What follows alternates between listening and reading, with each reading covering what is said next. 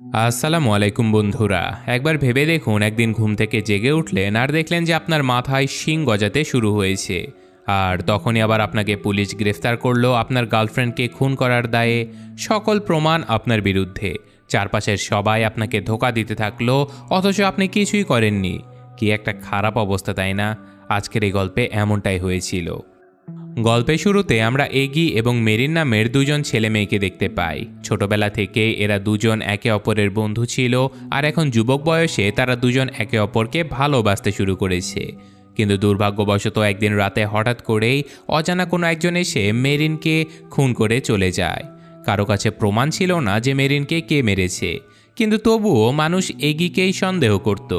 সবাই মনে করত যে এগি তার গার্লফ্রেন্ডকে মেরে ফেলেছে। এই সন্দেহের কারণে এগির এলাকার সকলেই তাকে ঘৃণা করত। যদিও পুলিশ এগিকে গ্রেফতার করেনি, কারণ তার বিরুদ্ধে কোনো শক্ত প্রমাণ ছিল না। কিন্তু তবুও শত শত নিউজ রিপোর্টার সবসময় এগিকে ঘিরে রাখত। তারা এগির ইন্টারভিউ নেবার অনেক চেষ্টা করত, কিন্তু বেচারা ছেলেটা এইসব কিছু থেকে বাঁচার জন্য নিজের এলাকা ছেড়ে তার বাবা মায়ের বাড়িতে গিয়ে থাকতো। এখানে এগির বাবা মা তাদের ছেলেকে বাঁচানোর সকল চেষ্টা করছিল, কিন্তু মনে মনে তারাও ভাবতো যে হয়তো এগি মেয়েটাকে মেরে ফেলেছে। তবে এইসব কিছুর মধ্যে এগির বড় ভাই টেরি তাকে সান্ত্বনা দেয় আর বলে, চিন্তা করিস না ভাই, পরিস্থিতি যতই খারাপ হোক আমি তোর পাশে আছি। এগির ভাই ছাড়াও তার বন্ধু লি খুবই শক্তভাবে বিশ্বাস করত যে এগি তার বান্ধবীকে মারেনি। আর তাছাড়াও লি ছিল একজন উকিল। এগির এই মামলাটা লি নিজেই সামলাচ্ছিল। তার সর্বাত্মক চেষ্টার কারণে এগি এখনও জেলের বাইরে ছিল। কিন্তু আজকে যখন এরা সবাই মিলে গল্প করছিল, তখনই তারা জানতে পারে যে মেরিনকে যে ফরেন্সিক ল্যাবে রাখা হয়েছিল, সেই ল্যাবরেটরিতে আগুন লাগার কারণে সকল প্রমাণ জ্বলে পুড়ে ছাই হয়ে গেছে। এখন লিয়ের কাছে এগিকে নির্দোষ প্রমাণ করা আরও বেশি কঠিন হয়ে পড়ে। শুধু তাই নয়, একজন অজানা লোক নাকি পুলিশের কাছে সাক্ষী দিয়েছে যে সে মেরিনকে মৃত্যুর দিন এগির সাথে দেখেছে মেরিনকে টেনে হিচড়ে গাড়িতে তুলতে। এইসব কথা শুনে এগির মাথায় রীতিমতো আকাশ ভেঙে পড়ে, কারণ কে সেই লোক যে মিথ্যে সাক্ষী দিয়ে তাকে বিপদে ফেললো। তো যাই হোক, সে মাথা ঠান্ডা করার জন্য স্থানীয় একটা ক্লাবে চলে যায়। সেখানে তার এক পুরনো বান্ধবী জেমা কাজ করত। আসলে জেমা অনেক আগে থেকেই এগিকে অনেক পছন্দ করত, কিন্তু এগি সবসময় মেরিনকেই ভালোবাসত বলে জেমাকে কখনো পাত্তাই দেয়নি। তাই এখন মেরিনের মৃত্যুর পরে জেমা এগিকে সান্ত্বনা দেওয়ার নাম করে তার কাছে আসার চেষ্টা করে, কিন্তু এখনও এগি জেমার প্রতি একদমই ইন্টারেস্টেড ছিলই না। তো যাই হোক, সেদিন রাতে মেরিনের বাবা মা, তার বন্ধু বান্ধবী এবং প্রতিবেশীরা সবাই মোমবাতি এবং ফুলের তোড়া নিয়ে মেরিনের প্রতি শ্রদ্ধা জানাতে তার কবরে চলে যায়। কিন্তু এইসব কিছু দূর থেকে এগি দেখছিল আর ড্রিঙ্কস করছিল, কারণ এগি তো চাইলেও তাদের সাথে তার প্রিয় মানুষটাকে সম্মানও জানাতে পারতো না। বেচারা প্রচণ্ড কষ্ট পায়। সে কি করবে কিছুই বুঝতে পারছিল না। কিন্তু কিছুক্ষণ পর যখন উপস্থিত লোকজনেরা সেখান থেকে চলে যায়, তখনই রেগে মেগে এগি মেরিনের কবরের কাছে গিয়ে সেখানে রাখা শ্রদ্ধাঞ্জলিগুলো ভেঙে ফেলতে থাকে। সে চিৎকার করে সৃষ্টিকর্তাকে দোষ দিতে থাকে। আর তখনই সেখানে তার বান্ধবী জেমা চলে আসে। এগি তার বান্ধবীকে বলতে থাকে যে মেরিন সব সময় নিজের গলাতে ক্রস পরত। সে সৃষ্টিকর্তাকে প্রার্থনাতে অনেক ডাকাডাকি করত, কিন্তু তবুও মেরিনকে বাঁচাতে সৃষ্টিকর্তা কিছুই করেনি। এইসব কারণে এগি প্রায়শই সৃষ্টিকর্তার উপরে অনেক রেগে থাকত। এগির এমন অবস্থা দেখে জেমা তাকে বুকে জড়িয়ে নেয়, তাকে সান্ত্বনা দেয়, আর এই ফাঁকেই তারা দুজন সেদিন রাতে একসঙ্গে থেকে যায়। কিন্তু পরদিন সকালে এগির ঘুম ভাঙলে সে খেয়াল করে যে তার মাথায় একটা শিং গজিয়ে উঠছে। সে তো প্রচণ্ড ভয় পেয়ে যায়। সে তার বান্ধবী জেমাকে জিজ্ঞাসা করে তার সাথে এইসব হচ্ছেটা কি। কিন্তু অদ্ভুতভাবে জেমা একটা পাগল জন্তুর মতো আচরণ করছিল। সে নিজের সকল গোপন কথা এগিকে বলে দিয়েছিল, যেমন সে আসলে এগিকে ফাঁসিয়ে রাত কাটিয়েছে, সে নিজের কাজে ফাঁকি দেয়, এইসব কিছু। এগি বুঝতেই পারছিল না যে এসব হচ্ছেটা কি। তাই সে দ্রুত হাসপাতালে চলে যায় নিজের চিকিৎসা করানোর জন্য। সেখানে গিয়ে এগি যখন ডাক্তারের সিরিয়ালের জন্য অপেক্ষা করছিল, তখনই তার পাশে বসে থাকা একজন মহিলা তার বাচ্চা মেয়ের প্রতি প্রচণ্ড বিরক্ত হয়ে গিয়েছিল। আসলে সেই বাচ্চা মেয়েটা চিৎকার চেঁচামেচি করে আশেপাশের জিনিসপত্র ভাঙচুর করছিল। সেই মহিলাটা এগিকে বলে যে আমার তো মনে চায় আমার এই মেয়েকে এখানেই ফেলে রেখে চলে যায়। এগি অবাক হয়ে যায়, কারণ এই মহিলা যদি নিজের সন্তানকে ফেলে দিতেই চায়, তাহলে সে তাকে কেন এইসব কথা বলবে। তো যাই হোক, এরপর এগিয়ে যখন রিসেপশনে চলে যায় তখন সেই মহিলা সবার আগে দুষ্টু ওই বাচ্চাটার মাকে তার মেয়েকে এখান থেকে নিয়ে বেরিয়ে যেতে বলে, কারণ এই বাচ্চা মেয়েটার জন্য সকলের অনেক ডিস্টার্ব হচ্ছিল। এরপর সেই বাচ্চা মেয়েটাও আবার এগির সামনে চলে আসে। সে বলে যে আমি আসলে আমার মাকে একদম ঘৃণা করি।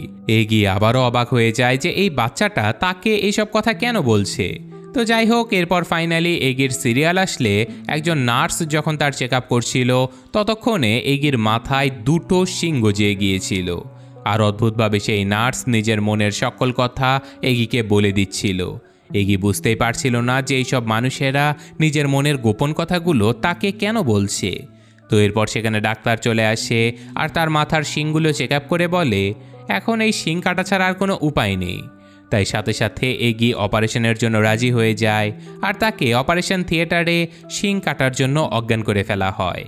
অজ্ঞান অবস্থাতে এগির মনে পড়ে যায় সেই কথা যখন সে প্রথমবার মেরিনের সাথে দেখা করেছিল।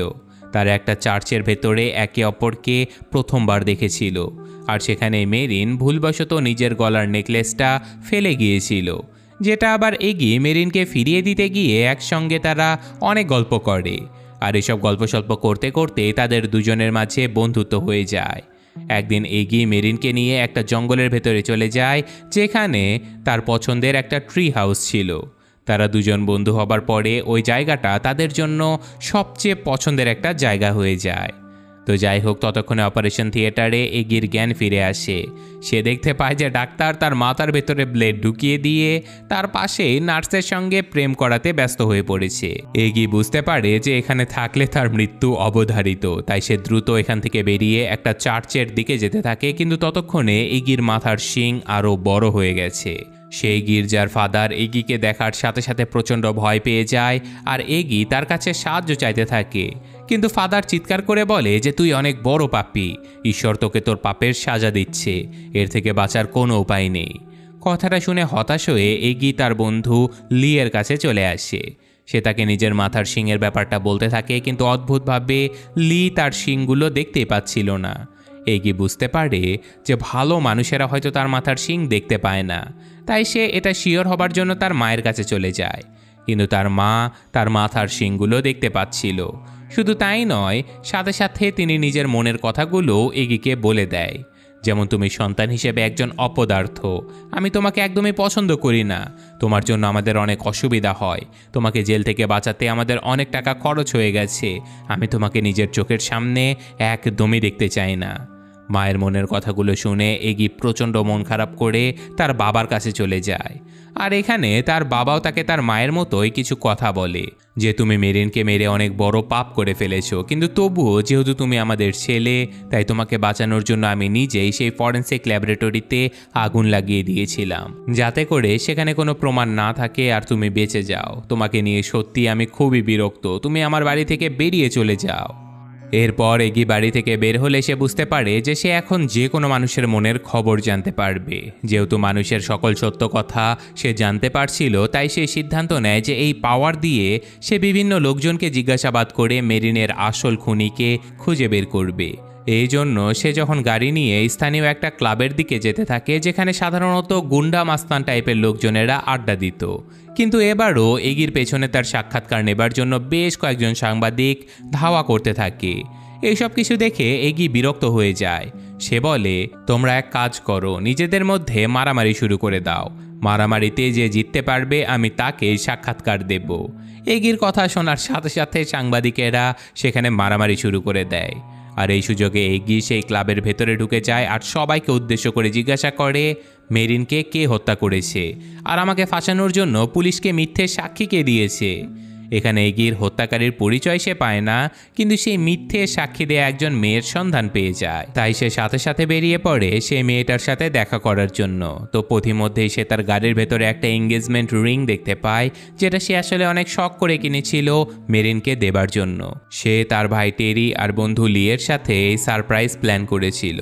তার খুব ইচ্ছে ছিল সেদিন রাতে মেরিনকে প্রপোজ করে তারা একসাথে এসে ড্রিঙ্কস করবে, কিন্তু দুর্ভাগ্যবশত সেদিন রাতে সে মেরিনকে প্রপোজ করার জন্য যখন একটা রেস্টুরেন্টে বসে গল্প করছিল, তখনই মেরিন তাকে বলে, দেখো এগি, আমি তোমার সাথে আর সম্পর্ক রাখতে পারবো না, আমি আজকে লস অ্যাঞ্জেলসে চলে যাচ্ছি।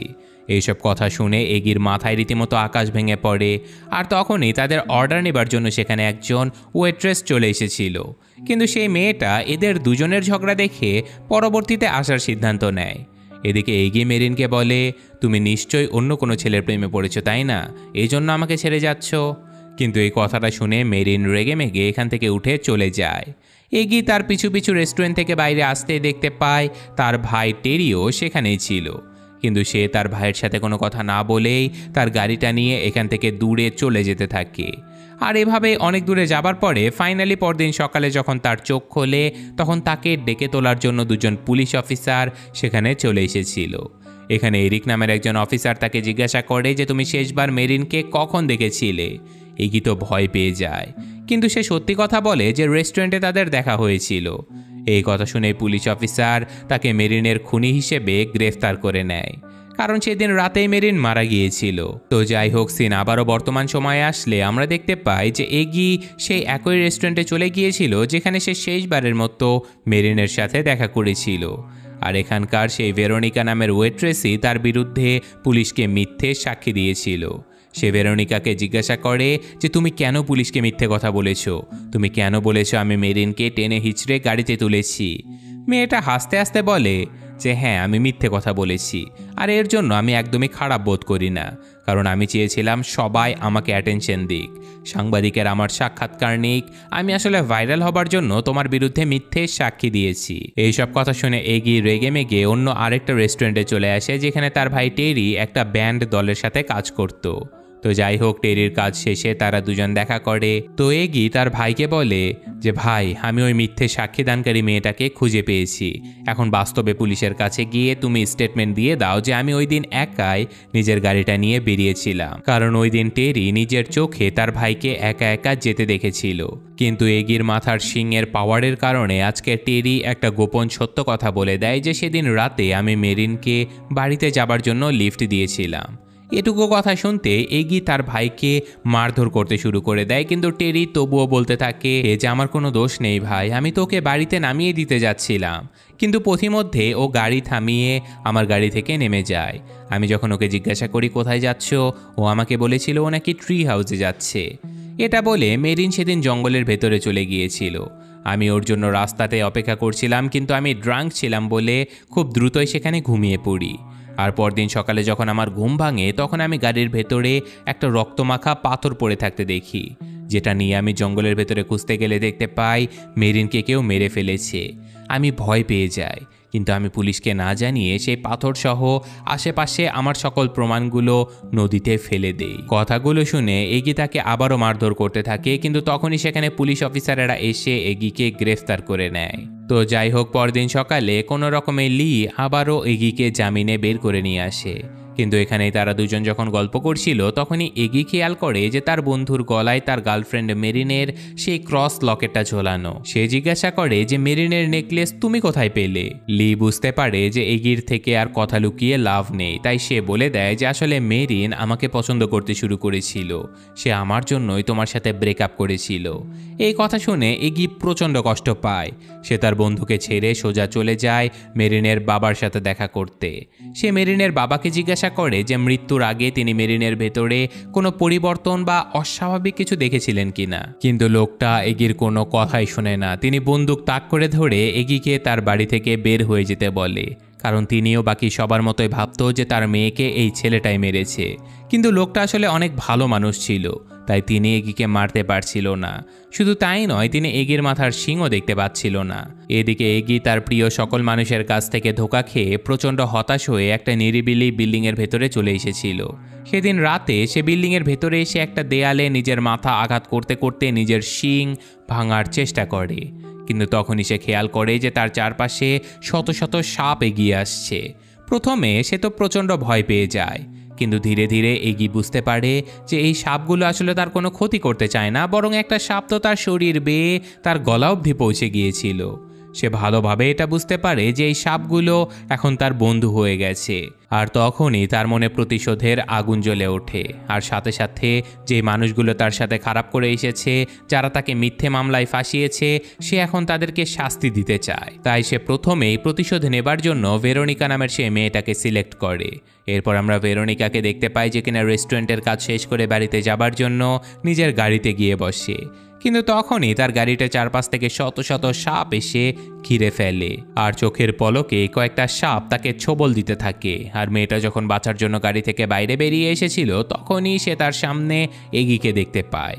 এগি তাকে শুধু এটুকুই বলে যে মিথ্যে সাক্ষী দিয়েছিলে, তাই না? এটাই তোমার শাস্তি। এরপর দিন এগি তার বন্ধু লিয়ের সাথে দেখা করতে চলে যায়। আর সে তাকে সরাসরি জিজ্ঞাসা করে যে মেরিনের সাথে তোমার কয় মাস হলো সম্পর্ক ছিল। লি সত্য কথা বলে দেয় যে মেরিনের মৃত্যুর 2 মাস আগে থেকে আমরা একসাথে থাকতে শুরু করি। কিন্তু মেরিনের মৃত্যুর পরে সবাই যখন তোমাকে দোষী ভাবতে থাকে, তখন আমি বুঝতে পারি যে তুমি আসলে কোনো দোষ করনি। এই জন্যই আমি তোমাকে বাঁচানোর জন্য এতটা কষ্ট করেছি। লিয়ের কথা শুনে এগি বুঝতে পারে যে তার বন্ধু আসলে অতটাও খারাপ মানুষ নয়। এই জন্য সে তাকে শাস্তি না দিয়ে শুধুমাত্র তার গলা থেকে মেরিনের সেই নেকলেসটা খুলে নেয়। কিন্তু তখনই সাথে সাথে লি এগির মাথার শিং দেখতে পায়। এগি বুঝতে পারে যে তার বন্ধু আসলে অতটা ভালো মানুষও নয়।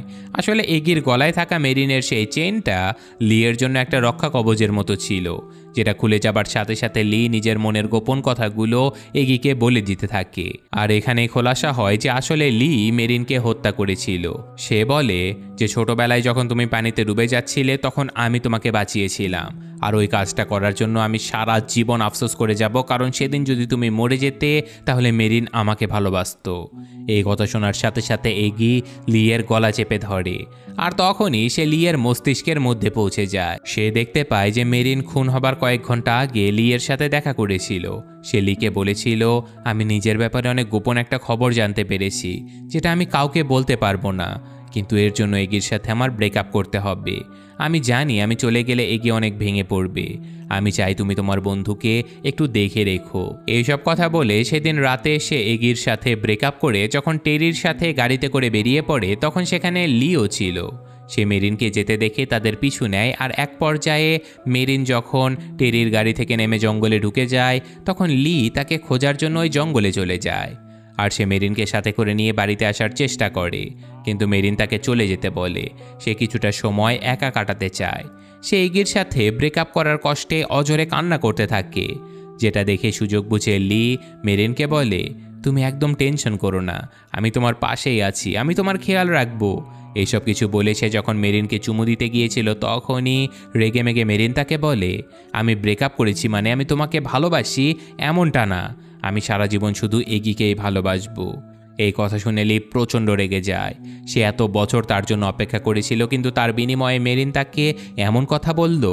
এই কারণে সে রেগে মেগে একটা পাথর দিয়ে আঘাত করে মেয়েটাকে সেখানেই মেরে ফেলে।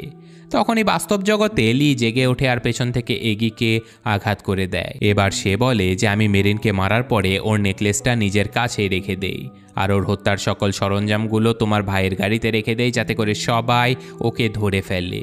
কিন্তু বলদ পুলিশেরা তোমাকে ধরে ফেলেছে। তো যাই হোক, এখন যেহেতু মেরিন নেই, তাহলে তুমিও মেরিনের কাছে চলে যাও।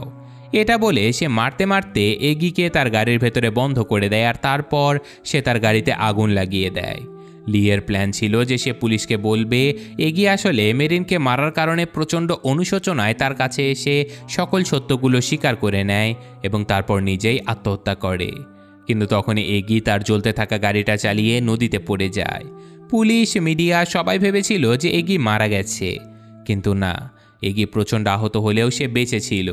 আর ততদিনে তার শিং আরও বড় হয়ে গিয়েছে।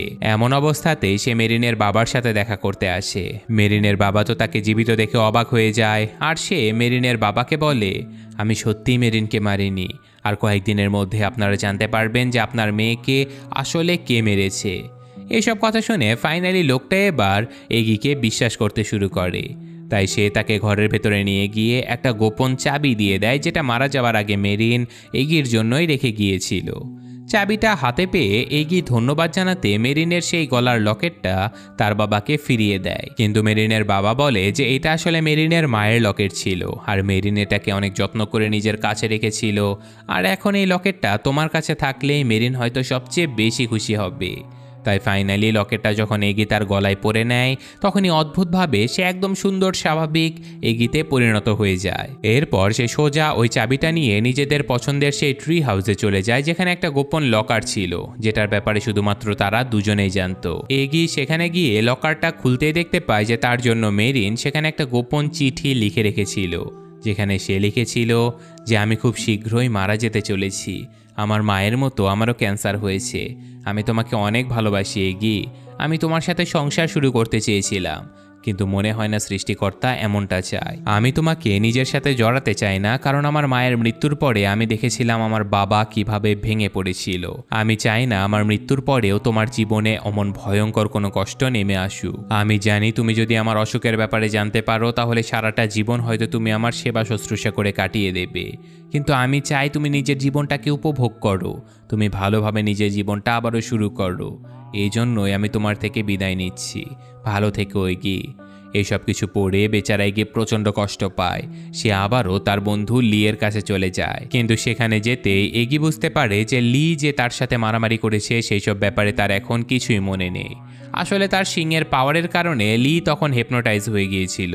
তো যাই হোক, সে লি এর সাথে গল্প করতে করতে জঙ্গলের ভেতরে সেই জায়গাতে চলে যায় যেখানে মেরিন মরে পড়েছিল। এখানে এগি সরাসরি তার বন্ধুকে বলে, মেরিনকে মেরে তুই কাজটা ঠিক করিসনি। কিন্তু লি এখানে এমন ভাব করতে থাকে যেন সে কিছুই জানে না। তবে তাতে কোনো লাভই হয় না, কারণ এগি তো সবকিছু আগেই জেনে গিয়েছিল। তো ফাইনালি এগি লিকে একটা সুযোগ দেয় যেন সে নিজেই পুলিশের কাছে আত্মসমর্পণ করে দেয়, কিন্তু লি তো রাজি হয় না। তাই সেখানে টেরি পুলিশ অফিসার এরিককে নিয়ে পৌঁছে যায়। এরিক সেখানে এগিকে জীবিত দেখে অবাক হয়ে যায়। সে জানতে পারে যে লি এগিকে মারার চেষ্টা করেছিল, আর তাছাড়াও লি যখন বুঝতে পারে যে তার বাঁচার আর কোনো উপায় নেই, তাই তখন সে নিজের গুনাহ কবুল করে নেয়। কিন্তু সে পালানোর জন্য অতর্কিতে পুলিশ অফিসারের হাত থেকে বন্দুকটা ছিনিয়ে নিয়ে টেরির পায়ে গুলি করে দেয়। এমনকি সে সেই পুলিশ অফিসারকেও মেরে ফেলে। এরপর সে যখন এগিকে মারতেই যাচ্ছিল তখনই এগি তার গলা থেকে লকেটটা খুলে ফেলে, আর সাথে সাথে তার দুইটা পাখনা গজিয়ে যায়। সে আকাশে উড়তে থাকে, কিন্তু কিছুক্ষণ উড়তে না উড়তেই তার পাখনাতে এবং শরীরে আগুন লেগে যায়। সে সম্পূর্ণ একটা শয়তানে পরিণত হয়ে যায়। জ্বলন্ত শরীর নিয়ে এগি যখন এগিয়ে যাচ্ছিল তখনই একের পর এক গুলি চালিয়ে লি তাকে থামানোর চেষ্টা করছিল, কিন্তু এগির কোনো ক্ষতি হচ্ছিল না দেখে ফাইনালি লি হাঁটু গেড়ে বসে তার কাছে ক্ষমা চাইতে থাকে। এদিকে এগি শয়তানে পরিণত হলেও তার হৃদয় ছিল একজন ভালো মানুষের, তাই সে আবারও তার ছোটবেলার বন্ধুকে ক্ষমা করে দেয়। কিন্তু তখনই আবার লি একটা ধারালো অস্ত্র এগির পেটে ঢুকিয়ে দেয়। বেচারা এগি এবার অনেক আহত হয়ে যায়, কিন্তু তবুও সে রেগে মেগে নিজের শিং এবার লি এর পেটে ঢুকিয়ে দেয়, আর তারপর সে লিকে তুলে ছুঁড়ে ফেলে দেয় আর নিজের সাপগুলোকে আদেশ করে লিকে মেরে ফেলার জন্য। চারপাশ থেকে শত শত সাপ এসে লিকে জড়িয়ে ধরে আর তাকে নির্মমভাবে সেখানেই মেরে ফেলে। আর তাছাড়াও নিজের ভালোবাসাকে হত্যা করার প্রতিশোধ নেওয়া শেষ হয়ে গিয়েছিল বলে আহত এগি সেখানেই মারা যায়। সে চলে যায় তার প্রিয়তমা মেরিনের কাছে অনন্তকাল ধরে থাকার জন্য। তো এই ঘটনার সাথে সাথে আজকের এই গল্পটা শেষ হয়ে যায়। এই গল্পের ভেতরে এগির মাথায় যে শিং গজিয়ে যাওয়া, একের পর এক মানুষেরা তার কাছে এসে সত্য কথা বলছে, এইসব কিছু আসলে একটা ইম্যাজিন হিসেবে আপনি ধরে নিতে পারেন যে মানুষ যখন সমাজ তার প্রিয়জন সবার কাছ থেকে ধোঁকা খায়, সবাই যখন তাকে ঠকিয়ে দেয়, সবাই যখন তাকে মিথ্যে অপবাদ দেয়, তখন তার ভেতরের সেই ডিমেন বা সেই শয়তানটা জেগে ওঠে আর সে প্রতিশোধ নেবার জন্য পাগল হয়ে যায়। তো এমনটাই বোঝানো হয়েছে আসলে এই সিনেমার মাধ্যমে। তো যাই হোক, গল্পটা কেমন লাগলো কমেন্টে জানাবেন। আমি আজকের মতো বিদায় নিচ্ছি। আল্লাহ হাফেজ।